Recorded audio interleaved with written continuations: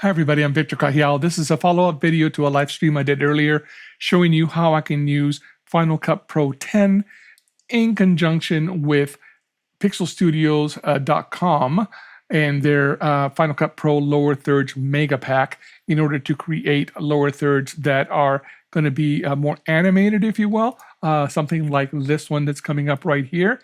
So I'm going to show you now how I go into Final Cut Pro 10 after I've installed one of these plugins for lower thirds, and I could create this lower third, export it out of Final Cut Pro 10, and then of course simply drag and drop it into a scene in Ecamm Live. So let's get going.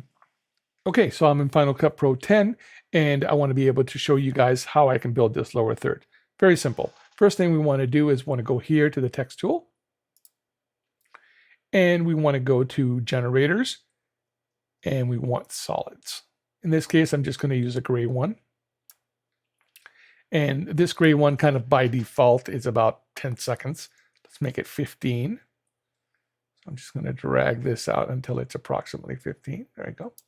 And so that's the first step. Now, if I were to add a lower third on here and render that out, it's going to be gray in the background, which is not what we want to be able to drop it in to a scene. So what we want to do, first step is we want to take Option, Command, up arrow, and that moves that gray out of the way, and I can actually take that gray now and delete it.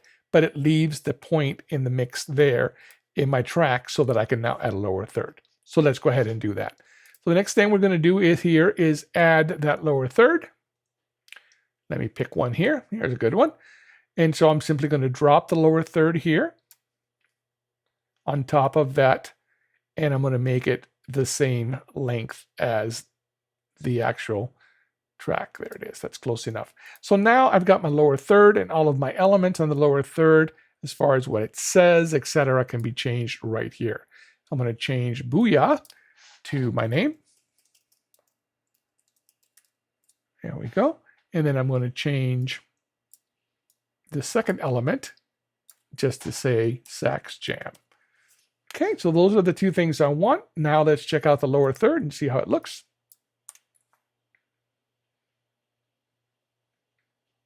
There we go. Now it's going to go ahead and go the full length of the 15 seconds, and right before the 15 seconds, it's going to automatically fade out, and that's exactly what will happen in your Ecamm Live. So it's as easy as that to get it in. Now, how do we get it out of Final Cut Pro 10 so that you can then use it on Ecamm? We go to Export, Master File, and we're going to just name it that right there. I'm going to copy this right here.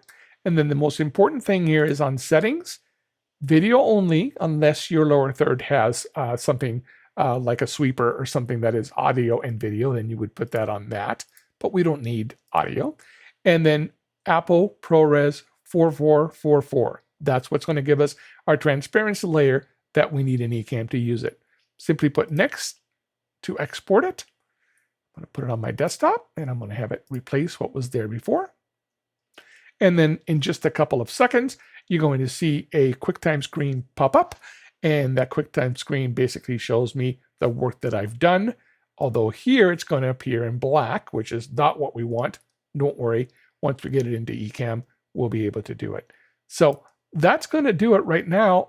Let me take you to the very last part of a summation of what we've done here. You'll notice how it faded out just fine. Okay, the last part is we've built a lower third in Final Cut Pro 10. We want to bring it into Ecamm. So here is my main camera. I simply take and drop the file that I created, the lower third. And now, as you see, it's transparent and it appears, and we're done. It's that easy to build them. Again, when you're in Final Cut 10, you can change the size of these, the position, the color of the lettering. You'll see how it faded out. So it's quite nice to be able to go up one level in the lower thirds that we're presenting in our live streams, etc. Okay, that's it. I hope that was a good explanation that some of you who want to take advantage, if you own Final Cut Pro 10 and you want to take advantage of this particular mega pack to make some nice, easy, but I think a little bit different lower thirds than what we've seen out there from simply using a static one in Keynote, which is also great, by the way, then you'll be able to do that. Again, my name is Victor Cajiao. You can subscribe here on Facebook, youtube.com/Victor Cajiao as well. And on Twitch, I'm just starting to do things there, but Victor Sax Music there. So thanks for listening and watching. Till next time.